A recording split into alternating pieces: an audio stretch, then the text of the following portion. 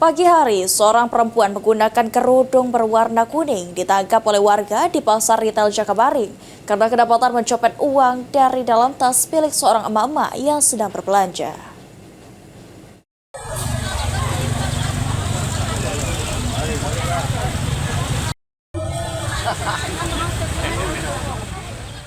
Beginilah emosi warga pada Sabtu pagi saat seorang perempuan berkerudung kuning tertangkap tangan mencopet uang dari dalam tas milik seorang emak-emak yang sedang berbelanja di pasar retail Jakabaring.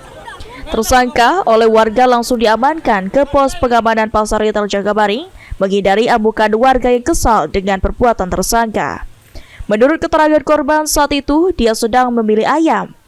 Tiba-tiba tersangka mendekat dan merogoh tasnya dan mengambil uang, namun warga berhasil memergoki dan langsung menangkap.